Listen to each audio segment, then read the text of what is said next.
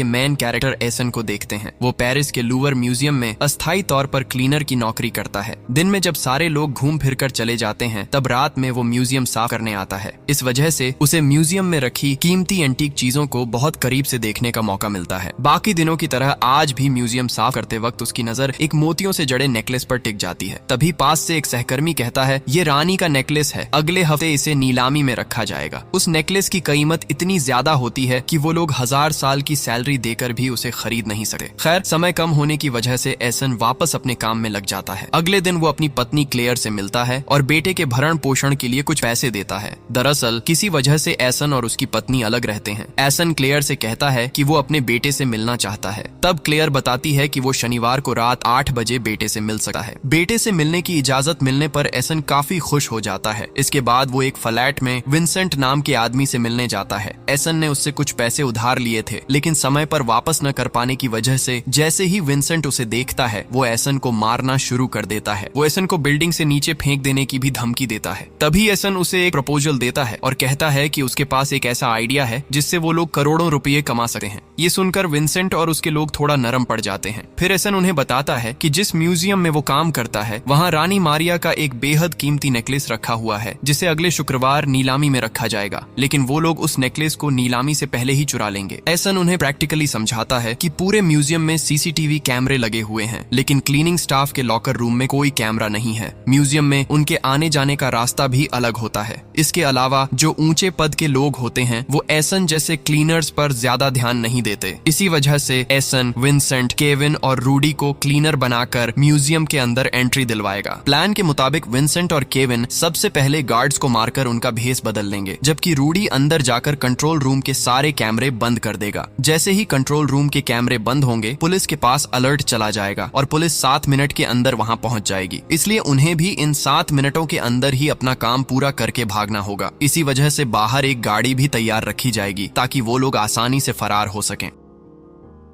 Plan पूरी तरह से तैयार होने के बाद वो लोग शुक्रवार का इंतजार करने लगे हैं। शुक्रवार को नीलामी का आयोजन आधिकारिक तौर पर शुरू होता है। देश विदेश से कई अमीर लोग उस नेकलेस को खरीदने आते हैं। उन्हीं लोगों के बीच छद्मवेश में मिस्टर पॉल नाम की एक नकली आईडी बनाकर एसन भी उस नेकलेस को खरीदने वहां पहुंचता है। दूसरी तरफ विंसेंट, केविन और रूडी भी क्लीनर का भेस बनाकर अंदर घुस जाते हैं और किसी को भी उन पर शक नहीं होता। प्लान के मुताबिक विंसेंट और केविन दोनों गार्ड्स को मारकर उनकी जगह संभाल लेते हैं और रूडी को ग्रीन सिग्नल दे देते हैं। तभी रूडी कंट्रोल रूम में जाकर ऑपरेटर को मार देता है और सारे सीसीटीवी कैमरे बंद कर देता है। इसके बाद वो एसन को मैसेज करके इसकी इंफॉर्मेशन दे देता है। उधर नीलामी में उस नेकलेस की बोली सबसे ज्यादा 42 मिलियन तक पहुंच चुकी होती है और ये कीमत खुद एसन ने ही लगाई होती है। लेकिन समय बचाने के लिए वो अचानक 60 मिलियन की बोली लगा देता है ताकि कोई और उस नेकलेस की कीमत बोलने की हिम्मत न कर सके। एसन के इतने ज्यादा दाम बोलने के बाद भी किसी को उस पर शक नहीं होता, क्योंकि उसकी फेक प्रोफाइल में उसकी कुल संपत्ति 576 मिलियन दिखाई गई होती है। इसी बीच 2 मिनट बीत चुके होते हैं। रूडी तेजी से बाहर खड़ी गाड़ी में जाकर बैठ जाता है, जबकि एसन नीलामी ऑफिसर के साथ वॉल्ट रूम की तरफ जाता है। वहाँ पहले से ही विंसेंट और केविन गार्ड के भेस में ड्यूटी पर खड़े होते हैं। नीलामी ऑफिसर एसन से कहता है कि पूरा पेमेंट करने के बाद ही उसे नेकलेस मिलेगा। इसके जवाब में एसन कहता है कि वो पेमेंट करने से पहले एक बार नेकलेस को हाथ में लेकर देखना चाहता है, क्योंकि इसके पीछे वो बहुत बड़ी रकम खर्च कर रहा है। नीलामी ऑफिसर वॉल्ट का लॉक खोल देता है और एसन को नेकलेस देखने देता है। जैसे ही एसन नेकलेस को हाथ में लेता है, विंसेंट और केविन अचानक उन पर झपट पड़ते हैं। वो दोनों एसन समेत वहां मौजूद बाकी 2 ऑफिसर के हाथ पैर बांध देते हैं और नेकलेस लेकर वहां से फरार हो जाते हैं। असल में विंसेंट और उसके साथियों ने प्लान किया था कि वो एसन को धोखा देकर नेकलेस खुद ही लेकर फरार हो जाएंगे, लेकिन उनका ये प्लान कामयाब नहीं हो पाता। तेजी से गाड़ी चलाते वक्त उनका एक्सीडेंट हो जाता है और आखिरकार वो पकड़े जाते हैं। पुलिस नेकलेस भी बरामद कर लेती है। इधर पुलिस की डिटेक्टिव ब्रांच का कैप्टन म्यूजियम पहुंचकर एसन से पूछताछ करता है, क्योंकि एसन की कंपनी का नाम उसने पहले कभी नहीं सुना होता है, जिससे उसे थोड़ा शक होता है। लेकिन म्यूजियम की अथॉरिटी एसन का साथ देते हुए कहती है कि उसने तो नेकलेस को प्रोटेक्ट करने की कोशिश की थी। इसी बीच कैप्टन के पास कॉल आता है कि अपराधी पकड़े जा चुके हैं और नेकलेस भी रिकवर हो चुका है। इसके बाद कैप्टन नेकलेस को लैब में भेजने का आदेश देता है ताकि ये कंफर्म किया जा सके कि वो असली है या नहीं। एसन पर शक करने का कोई ठोस कारण न मिलने की वजह से कैप्टन उसे सिर्फ रूटीन चेकिंग के बाद छोड़ देता है। इसके बाद एसन वहां से निकल जाता है और रात में दोबारा क्लीनर बनकर म्यूजियम लौट आता है। क्लीनिंग खत्म करने के बाद वो डस्टबिन का कचरा इकट्ठा करके बाहर आता है और उसी कचरे के बीच से असली नेकलेस निकाल लेता है। फिर वो नेकलेस को लेकर हंसता हुआ वहाँ से चला जाता है। दरअसल पिछली रात जब विंसेंट और केविन उस पर झपट पड़े थे, उसी वक्त एसन ने अपनी जेब में रखे नकली नेकलेस से असली नेकलेस को चुपचाप बदल लिया था। बाद में उसने असली नेकलेस को म्यूजियम के एक डस्टबिन में फेंक दिया था ताकि अगली रात क्लीनिंग के दौरान वो आसानी से उसे वापस हासिल कर सके। एकदम परफेक्ट प्लान है ना?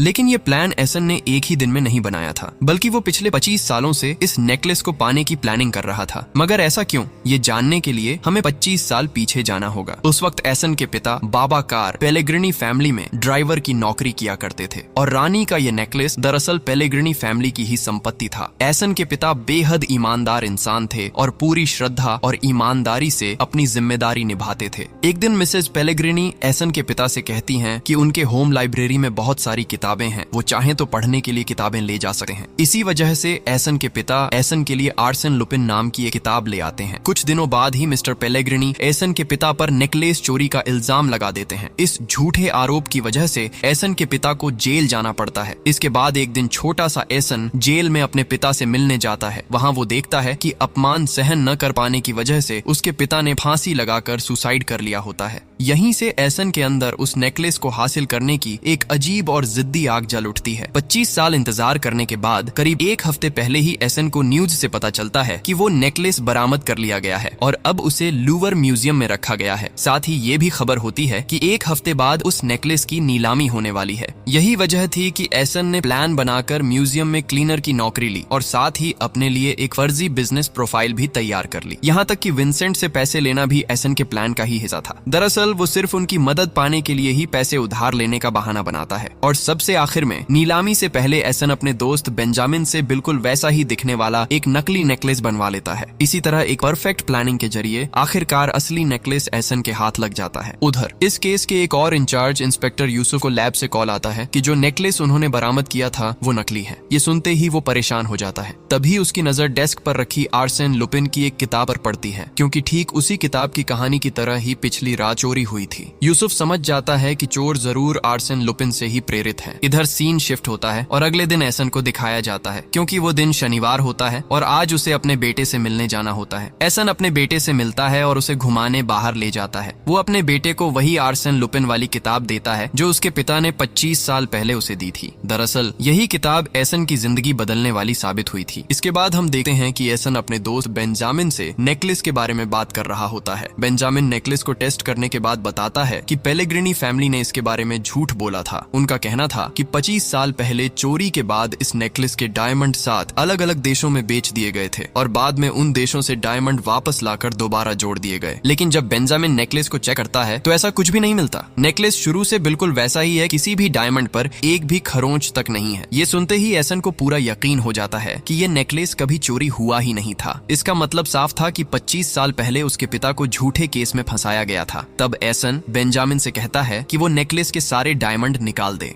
इसके बाद एसन मिसेस पेलेग्रिनी को मिलने के लिए एक चिट्ठी भेजता है। उस चिट्ठी के साथ वो सबूत के तौर पर एक डायमंड भी भेज देता है। चिट्ठी में मिलने की लोकेशन, डेट और टाइम सब कुछ लिखा होता है। उसी के मुताबिक मिसेस पेलेग्रिनी उससे मिलने पहुंचती है। एसन पिज्जा डिलीवरी बॉय के भेस में मिसेस पेलेग्रिनी से मिलता है और उससे पूछता है कि उसने उसके पिता को नेकलेस चोरी के आरोप में क्यों फंसाया था। लेकिन मिसेस पेलेग्रिनी पुलिस प्रोटेक्शन के साथ आई होती है। उसने अपने कपड़ों में एक स्पाई कैमरा और सुनने की मशीन भी लगा रखी होती है। एसन ये बात समझ जाता है और तुरंत हाथ से उस स्पाई कैमरे को ढक देता है। तब मिसेस पेलेग्रिनी एसन को पैसों के बदले मामला रफा दफा करने की पेशकश करती है, लेकिन एसन इससे साफ इनकार कर देता है। वो अपने पिता की इज्जत वापस पाना चाहता है, न कि पैसा। इधर जैसे ही स्पाई कैमरा बंद होता है, छद्मवेश में मौजूद पुलिस ऑफिसर्स उनकी तरफ बढ़ने लगते हैं। एसन हालात को भांप जाता है और तुरंत अपनी साइकिल उठाकर भागने लगता है। पुलिस भी उसके पीछे दौड़ पड़ती है, लेकिन तभी वहाँ कई और पिज्जा डिलीवरी बॉय आ जाते हैं, जिससे पुलिस कंफ्यूज हो जाती है। शक के आधार पर वो एक गलत डिलीवरी बॉय को पकड़ लेते हैं और उसी मौके का फायदा उठाकर एसन कपड़े बदलकर आराम से वहां से निकल जाता है। असल में मिसेस पेलेग्रिनी से मिलने से पहले एसन ने यहाँ की लोकेशन का इस्तेमाल करके ये सारे पिज्जा ऑन ऑर्डर करवा दिए थे ताकि उसे भागने का मौका मिल सके।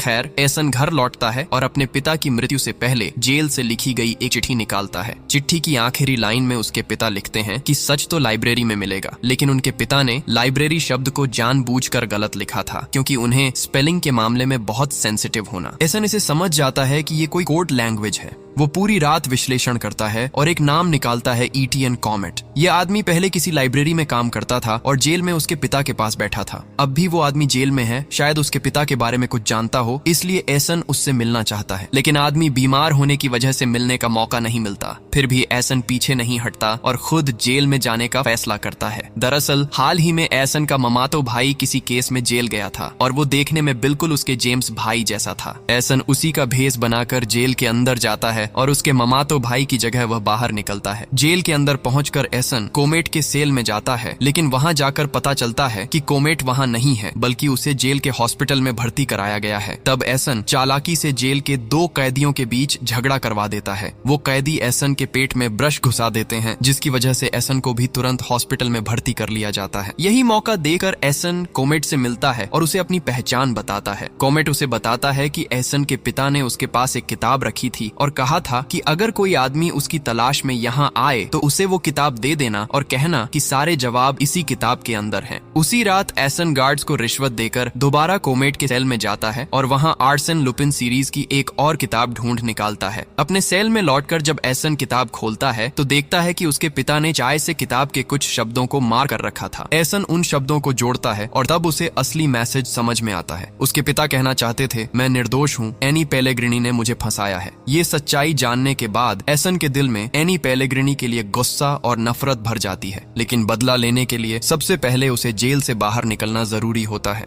इसके लिए वो एक खतरनाक प्लान बनाता है। आर्सन लुपिन के तरीके पर चलते हुए वो अपने गले में फांसी लगाकर सुसाइड का नाटक करता है। सबको लगता है कि एसन मर चुका है। इसके बाद एम्बुलेंस में उसकी लाश को पोस्टमार्टम के लिए ले जाया जा रहा होता है, लेकिन रास्ते में ही एसन होश में आ जाता है, एम्बुलेंस से उतरता है और वहां से भाग निकलता है। इसके बाद एसन एनी पेलेग्रिनी यानी मिसेस पेलेग्रिनी से मिलता है और सीधे उससे सवाल करता है। एनी बताती है कि उसे कहा गया था कि वो बाबा कार यानी एसन के पिता को कंफ्यूजन पेपर पर साइन करने दे, ताकि कुछ दिनों बाद बाबा कार को जेल से बाहर निकालने का प्लान बनाया जा सके। इसीलिए एनी ने जेल में बाबा कार से मुलाकात कर उसे कन्फेशन पेपर पर साइन करवा दिया, लेकिन उसे इस बात का पता नहीं था कि उसके और बाबा कार के साथ धोखा किया जाएगा। एनी एसन को उस पुलिस ऑफिसर का नाम भी बताती है जिसने उस समय बाबा कार का केस जांचा था, गैब्रियल। यही ऑफिसर असल में बाबा कार की मौत के पीछे जिम्मेदार था। एसन घर लौटकर गैब्रियल के बारे में रिसर्च करता है और पता चलता है कि अब गैब्रियल को प्रमोशन मिल चुका है और वह पुलिस कमिश्नर बन गया है। इसके बाद हम कमिश्नर गैब्रियल को देखते हैं कि वह अपने फैमिली के साथ खुशहाल जीवन जी रहा है और अपनी पत्नी के साथ उसका बहुत मधुर रिश्ता है। दूसरी तरफ एसन को देखा जाता है कि वह गैब्रियल की हर एक्टिविटी पर सीसीटीवी कैमरे के जरिए नजर रख रहा है। दरअसल एसन ने किसी समय गैब्रियल के घर में सीक्रेट कैमरा लगवा दिया था, जिसके बारे में गैब्रियल को बिल्कुल पता नहीं है। इस बीच गैब्रियल ऑफिस में काम कर रहा होता है। एसन आईटी टेक्नीशियन के भेस में उसके पास जाता है और कहता है कि वह आईटी डिपार्टमेंट से कंप्यूटर चेकिंग के लिए आया है। कंप्यूटर चेक करने पर एसन को वहां एक वीडियो मिल जाता है। ये सुनकर गैब्रियल काफी गुस्से में आ जाता है, लेकिन एसन बिल्कुल शांत होकर कहता है कि वह अब तुरंत वीडियो डिलीट कर दे, नहीं तो उसे ऑफिशियल रिपोर्ट करने पर मजबूर होना पड़ेगा। ये सुनकर गैब्रियल और गुस्से में कंप्यूटर लैब की तरफ जाने लगता है। तभी एसन उसे एक खाली कमरे में ले जाकर अज्ञान करने वाली इंजेक्शन दे देता है। एसन गैब्रियल के मोबाइल की सिम निकालकर तोड़ देता है और उसे एक बड़े बॉक्स में डाल देता है। इसके बाद एसन बॉक्स को बाहर लेकर गाड़ी में रखता है और गैब्रियल का किडनैप कर ले जाता है। जब गैब्रियल होश में आता है तो वह देखता है कि उसे एक कुर्सी पर हाथ पांव बंधे हुए रखा गया है। एसन सीधे उसके सामने नहीं आता, बल्कि पास वाले कमरे से एक डिवाइस के जरिए अपनी आवाज बदलकर गैब्रियल से बात करता है। एसन स्क्रीन पर अपने पिता बाबा कार की कुछ फोटो दिखाकर गैब्रियल से पूछता है कि क्या वह उन्हें पहचानता है। गैब्रियल बाबा कार को देखकर पहचान जाता है। तभी 25 साल पहले का एक फ्लैशबैक दिखाया जाता है। गैब्रियल बाबा कार को गिरफ्तार करने के बाद मिस्टर पेलेग्रिनी से मिलता है। गैब्रियल मिस्टर पेलेग्रिनी को बताता है कि बाबा कार का कोई क्रिमिनल बैकग्राउंड नहीं है, वह एक ईमानदार और मददगार इंसान था। उसे ऐसा बिल्कुल भी नहीं लगता कि बाबा कार ने नेकलेस चोरी किया था। गैब्रियल मिस्टर पेलेग्रिनी की तरफ शक की नोक मारते हुए कहता है कि आपने कुछ दिन पहले ही उस नेकलेस का इंश्योरेंस बढ़ाया था, तो अगर वो चोरी होता है तो आपका ही फायदा होगा। इसके बाद गैब्रियल सच पता करने की बात कहकर वहाँ से चला जाता है। सीन फिर वर्तमान में लौटा है। एसन स्क्रीन पर अपने पिता के इन्वेस्टिगेशन और कन्फेशन रिपोर्ट्स दिखाता है जिन सभी पर गैब्रियल के साइन थे। एसन उससे सवाल करता है कि उसने उसके पिता को झूठे केस में क्यों फंसाया जबकि उसने कोई नेकलेस चोरी का सबूत नहीं पाया था।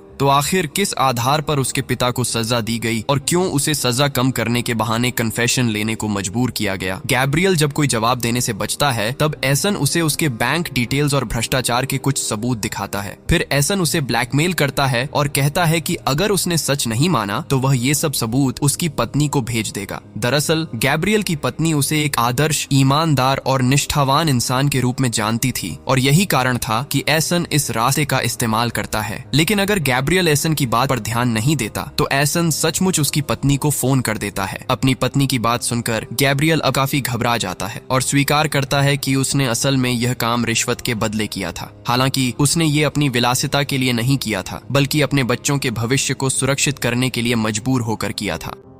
दूसरी तरफ डिटेक्टिव ब्रांच का वही कैप्टन बाबाकार के उस केस फाइल के साथ बैठा होता है। फाइल में कमिश्नर गैब्रियल का नाम भी लिखा होता है। तभी एक सहकर्मी आता है और बताता है कि कमिश्नर का किडनैप हो गया है। कमिश्नर के किडनैप होने की खबर सुनते ही थाना में हड़कंप मच जाता है। वे सीसीटीवी फुटेज चेक करते हैं और एसन को वहां देखते हैं, लेकिन वीडियो क्लियर न होने के कारण उसे पहचान नहीं पाते। कमिश्नर का मोबाइल भी बंद मिलता है, लेकिन इंस्पेक्टर यूसुफ बताता है कि कमिश्नर के मोबाइल में सिम के अलावा एक अलग चिप लगी है। इसके बाद वे तेजी से उस चिप को ट्रैक करते हैं और गैब्रियल के मोबाइल का लोकेशन पता कर लेते हैं। तुरंत ही सब लोग उसे बचाने के लिए निकल पड़ते हैं। दूसरी तरफ एसन एआई की मदद से गैब्रियल का डीप फेस बनाकर उसे ब्लैकमेल करता है और पूरी सच्चाई बताने के लिए धमकी देता है। एसन उसे चेतावनी देता है कि अगर उसने असली सच नहीं माना तो यह सच सभी के सामने खुल जाएगा। ये सुनकर गैब्रियल घबरा जाता है और कहता है कि बाबाकार के केस के बारे में उसे बस इतना ही पता था। वह एसन से रिक्वेस्ट करता है कि उसे छोड़ दिया जाए और इसके साथ ही वादा भी करता है कि एसन के बारे में वह किसी को कुछ नहीं बताएगा। एसन कहता है कि भले ही पुलिस पर पूरा भरोसा करना ठीक नहीं है, लेकिन फिर भी वह गैब्रियल पर भरोसा करके उसे छोड़ देता है। दूसरी तरफ पुलिस ऑफिसर्स उस ट्रैक की हुई लोकेशन पर पहुंचते हैं और उस बॉक्स को खोजते हैं। बॉक्स खोलने पर उन्हें वहां सिर्फ कमिश्नर का मोबाइल मिलता है। जब वे गाड़ी के ड्राइवर से पूछताछ करते हैं तो ड्राइवर बताता है कि उसे उबर से बुलाया गया था और उसे किडनैप के बारे में कुछ भी पता नहीं था। उसे सिर्फ इतना कहा गया था कि सिटी हॉल से कुछ चीजें लानी है। ये सुनकर इंस्पेक्टर यूसुफ कहता है कि कमिश्नर को किडनैप करके जरूर सिटी हॉल में रखा गया होगा, क्योंकि ये आर्सन लुपिन की तकनीक है सारे लोगों का ध्यान दूसरी तरफ हटाकर खुद बिल्कुल सबके नजदीक रहते हुए काम पूरा करना। यूसुफ फोर्स के साथ सिटी हॉल पहुंचता है, लेकिन उसके पहुंचने से कुछ सेकंड पहले ही एसन वहां से निकल चुका होता है। सिटी हॉल में प्रवेश करते ही पुलिस कमिश्नर गैब्रियल को सेफ और सही सलामत पाती है। अगले सीन में देखा जाता है कि कैप्टन ऑफिसर सोफिया से बात करते हुए बिल्डिंग में प्रवेश कर रहे हैं। उन्हें समझ नहीं आता कि कमिश्नर को 4 घंटे तक किडनैप किए जाने के बाद भी वह किडनैप के बारे में कोई इन्फॉर्मेशन क्यों नहीं दे रहा और साथ ही किडनैपर ने उससे कुछ भी मांग क्यों नहीं की। यही चीज उनके लिए अजीब लग रही थी। इस दौरान इंस्पेक्टर यूसुफ कैप्टन को बुलाता है और कहता है कि उसे एक क्लू मिला है। वह बताता है कि नीलामी के दिन मिस्टर पॉल के नाम से जो व्यक्ति चोरी कर रहा था और कमिश्नर को किडनैप करने वाला था, असल में वही एक ही व्यक्ति था। इसके अलावा वह ये भी बताता है कि 25 साल पहले जब नेकलेस पहली बार गायब हुआ था, उस केस के इंचार्ज भी गैब्रियल ही थे। इसलिए उस घटना और हाल के कुछ दिनों में हुई घटनाओं का पूरा कनेक्शन साफ हो जाता है। दूसरी तरफ कमिश्नर गैब्रियल घर लौटकर सभी स्पाई कैमरों को ढूंढकर नष्ट कर देता है। फिर वह नहाने के लिए बाथरूम में जाता है। इस दौरान 25 साल पहले का एक फ्लैशबैक दिखाया जाता है। उस फ्लैशबैक में मिस्टर पेलेग्रिनी गैब्रियल को धमकी देते हुए बाबाकार को फंसाने के लिए मजबूर कर रहे थे। गैब्रियल को यह नहीं पता था कि इस वजह से बाबाकार सुसाइड कर लेंगे। इतने सालों बाद भी गैब्रियल इस घटना को लेकर बहुत दुखी और पछताया हुआ महसूस कर रहा था। स्नान के बाद जब वह बाहर आता है तो मिस्टर पेलेग्रिनी को फोन करता है और कहता है, बाबाकार के बारे में आपसे एक जरूरी बात करनी है। मैदान में एक नया खिलाड़ी आ गया है। और फिर वह फोन काट देता है। इसी समय गैब्रियल की पत्नी घर लौटी है और उसे सही सलामत देख खुशी से गले लगा लेती है। तभी अचानक टेबल पर रखा स्पीकर बज उठता है। स्पीकर में वही बातचीत सुनाई देती है जो अभी अभी गैब्रियल और मिस्टर पेलेग्रिनी के बीच हुई थी। गैब्रियल अपनी पत्नी से ये बात छुपाने के लिए जल्दी से स्पीकर को फर्श पर गिरा देता है और तोड़ देता है। सीन फिर शिफ्ट होकर एसन को दिखाता है। असल में यह स्पीकर एसन ने यहाँ पहले ही रखा था और इसके माध्यम से वह गैब्रियल और मिस्टर पेलेग्रिनी की फोन वार्ता सुनकर रिकॉर्ड कर चुका था। इसके बाद दिखाया जाता है कि एसन एक remote control drone mister Pellegrini के घर में भेजता है ताकि वह अंदर क्या हो रहा है यह पता कर सके। कुछ समय बाद ड्रोन मिस्टर पेलेग्रिनी के होम ऑफिस ऑफिस रूम में प्रवेश करता है। पूरा ऑफिस लेजर लाइट के जरिए सिक्योर किया गया था, इसलिए एसन बहुत सावधानी से ड्रोन को अंदर भेजता है। ड्रोन की फुटेज में कई डॉक्यूमेंट्स की फोटो ली जाती हैं, लेकिन ड्रोन वापस लाते समय वह किसी लेजर लाइट से टच कर जाता है, जिससे अलार्म बज उठता है। मिस्टर पेलेग्रिनी और सभी गार्ड्स अलर्ट हो जाते हैं। गार्ड्स ड्रोन को पकड़ने के लिए दौड़ पड़ते हैं और एक समय पर ड्रोन दीवार से टकराकर गिर जाता है। ड्रोन के अंदर मिस्टर पेलेग्रिनी एक चिट्ठी पाता है जिस पर लिखा होता है, मैं तुम्हें छोड़ूंगा नहीं। अगले दिन सुबह कमिश्नर गैब्रियल नाश्ता कर रहे होते हैं। उसी समय एसन उनके सामने बैठ जाता है। गैब्रियल उसे देखकर परेशान और गुस्से में हो जाता है। एसन फिर उसे ब्लैकमेल करता है। गैब्रियल गुस्से में कहता है कि वह एसन की मदद करेगा, लेकिन शर्त एक है, एसन उसे परेशान करना बंद करे। एसन उसकी बात मान लेता है। इसके बाद गैब्रियल बताता है कि फैबियन नाम का एक रिपोर्टर था जिसने मिस्टर पेलेग्रिनी पर इन्वेस्टिगेशन किया था और उसके गलत काम लगभग उजागर कर दिए थे, लेकिन आखिरी मौके पर मिस्टर पेलेग्रिनी ने उसे चारों तरफ से दबाव देकर रोक दिया और उसके रिपोर्टर करियर को भी खत्म कर दिया। गैब्रियल कहता है कि अब एसन को फैबियन से मिलना चाहिए, क्योंकि वही अकेला इंसान है जो एसन की मदद कर सकता है। इसीलिए एसन घर लौटकर ऑनलाइन उस रिपोर्टर के बारे में गहराई से रिसर्च करता है। कुछ देर बाद वह खुद फैबियन से मिलने जाता है और मिस्टर पेलेग्रिनी को तबाह करने में उसकी मदद मांगता है, लेकिन फैबियन मना कर देता है। वह कहता है कि मिस्टर पेलेग्रिनी ने उसे इस कदर फंसा दिया है कि अब उसके लिए बाहर लोगों का सामना करना भी मुश्किल हो गया है। उसकी पूरी जिंदगी कोर्ट कचहरी और वकीलों के चक्कर में ही खत्म हो चुकी है। एसन उसे समझाने की कोशिश करता है और कहता है कि इस मामले में उसका और फैबियन का दुश्मन एक ही इंसान है। वह अपने पिता के साथ हुई पूरी घटना भी फैबियन को बता देता है। फिर भी फैबियन एसन को खाली हाथ वापस भेज देता है। अगले दिन जब एसन अपना काम खत्म करके घर लौट रहा होता है, तभी फैबियन खुद उसके सामने आकर खड़ा हो जाता है। फैबियन कहता है कि मिस्टर पेलेग्रिनी ने उसकी जिंदगी की सबसे कीमती चीज छीन ली है, उसका करियर। अब उसके पास खोने के लिए कुछ भी नहीं बचा। यही वजह है कि वह अब एसन की मदद करने के लिए तैयार है। इसके बाद फैबियन एसन को अपने घर ले जाता है और दोनों मिलकर मिस्टर पेलेग्रिनी से बदला लेने की प्लानिंग शुरू करते हैं। एसन कहता है कि उसे ऐसा ठोस सबूत चाहिए जिससे वह मिस्टर पेलेग्रिनी की पूरी दुनिया हिला सके।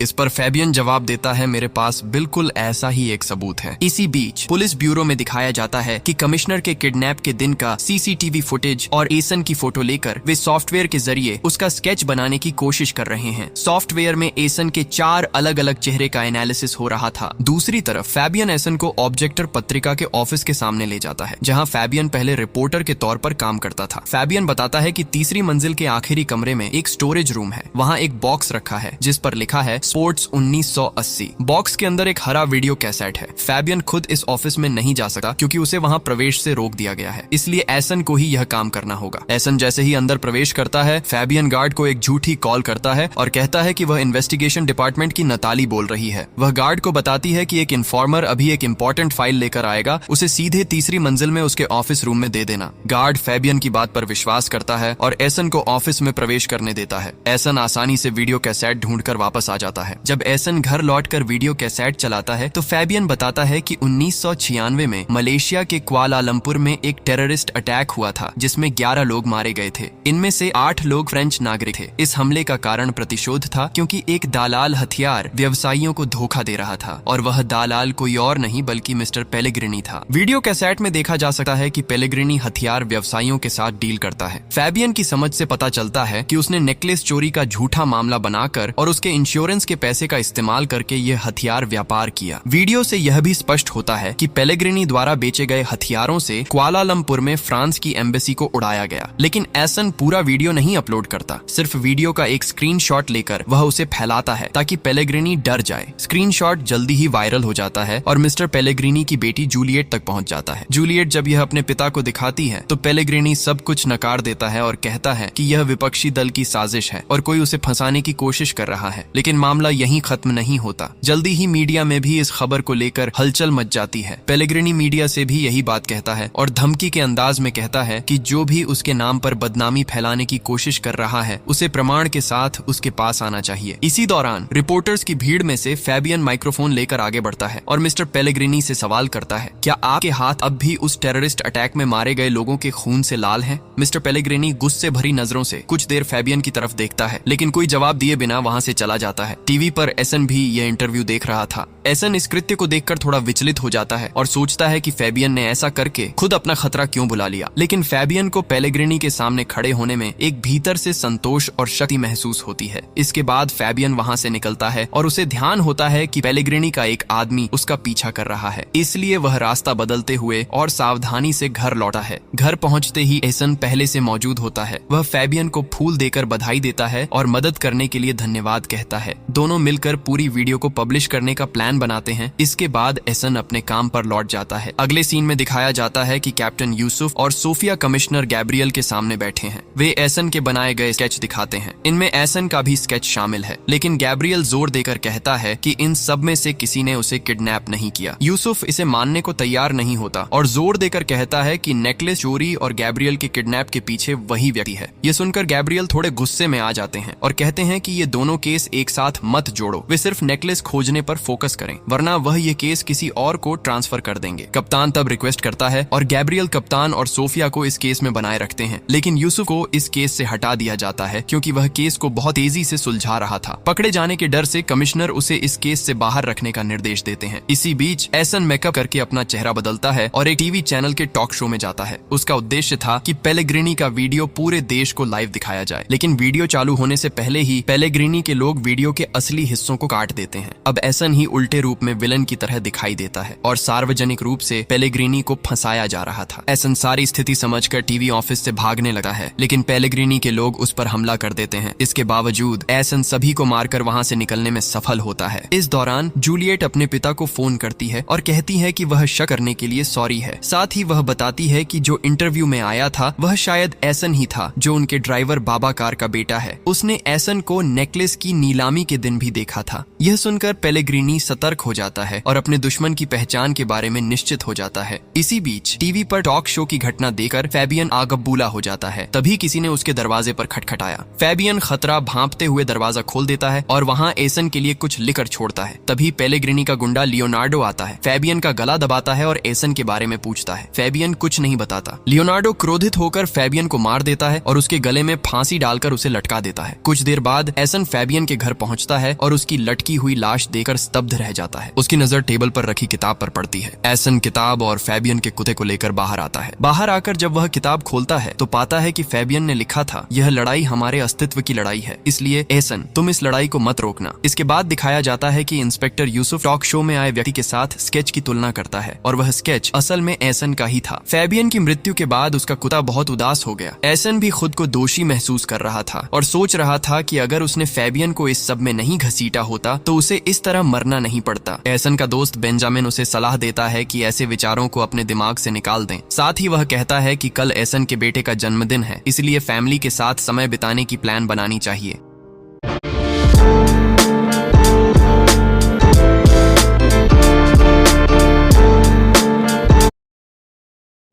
अगले दिन सुबह जब एसन अपने बेटे से मिलने जा रहा था तो वह महसूस करता है कि कोई उसका पीछा कर रहा है। यह वही व्यक्ति था जिसने फैबियन को मारा था। एसन उसके हाथ से बचने के लिए भागता है और अंततः अपनी पत्नी के घर पहुंच जाता है। एसन अपने बेटे को एक गिफ्ट बॉक्स देता है जिसमें आर्सेन लुपिन जैसी ड्रेस, टोपी आदि थे। उसके पिता की तरह बेटा भी आर्सेन लुपिन का फैन था, इसलिए यह गिफ्ट उसे बहुत पसंद आता है। एसन सभी से जल्दी तैयार होने के लिए कहता है और फिर फैमिली के साथ बाहर घूमने निकलता है। वे ट्रेन से एट्रेटे जा रहे थे, जो आर्सेन लुपिन की यादों से जुड़ा हुआ स्थान था। ट्रेन में फैमिली के साथ एसन का समय बहुत अच्छा गुजर रहा था। इस दौरान उसकी पत्नी क्लेयर उनके तीनों की एक सेल्फी लेती है। एसन जब सेल्फी देखता है तो झूम करके ध्यान देता है और पाता है कि उनकी पिछली सीट पर लियोनार्डो बैठा है। एसन नहीं चाहता था कि उसका फैमिली परेशानी में पड़े, इसीलिए वह लियोनार्डो का ध्यान भटकाने की कोशिश करता है। एसन पहले ट्रेन में सबके सामने अपने बेटे का जन्मदिन सेलिब्रेट करता है, फिर क्लेयर से कहता है कि वह देखे कि उसे कोई ड्रिंक चाहिए या नहीं और ट्रेन के पीछे की तरफ चला जाता है। लियोनार्डो उसके पीछे जाने लगता है। एसन ट्रेन की टिटिकरी को पार करते हुए उसकी चाबी चोरी कर लेता है। इसके बाद वह स्टोरेज केबिन की तरफ जाता है और लियोनार्डो को भी वहां जाने के लिए मजबूर करता है। स्टोरेज केबिन में दोनों के बीच हाथापाई शुरू हो जाती है। अंततः एसन लियोनार्डो को स्टोरेज में अटकाकर बाहर से ताला लगा देता है और अपने फैमिली के पास लौटता है। लेकिन थोड़ी ही देर बाद लियोनार्डो वापस आता है और फैमिली के बीच ही बैठ जाता है। यहाँ वह एसन के बेटे के साथ बातें शुरू कर देता है। इस स्थिति में लियोनार्डो से बचने के लिए एसन कप्तान को एक मैसेज भेजता है, मैं मिस्टर पॉल बोल रहा हूँ, मैं 2 मिनट में ले हरवे स्टेशन पहुँचूंगा। आपको 10 टाके की चाय, सिंगारा और समोसा खाने की दावत दी जाती है, ठीक है? याद दिला दूं, इस पॉल पहचान से ही मैंने नीलामी के दिन नेकलेस चोरी किया था। खैर, मैसेज देखकर कैप्टन तुरंत लोकल लोकल थाने को इन्फॉर्मेशन दे देता है। जब ट्रेन स्टेशन पर रुकती है, एसन अपनी पत्नी और बच्चे से कहता है कि वे पहले उतर जाएं और वह थोड़ी देर बाद आएगा। सभी उतर जाने के बाद लियोनार्डो एसन से कहता है कि वह चुपचाप उसके निर्देशों का पालन करे और उसके साथ जाए।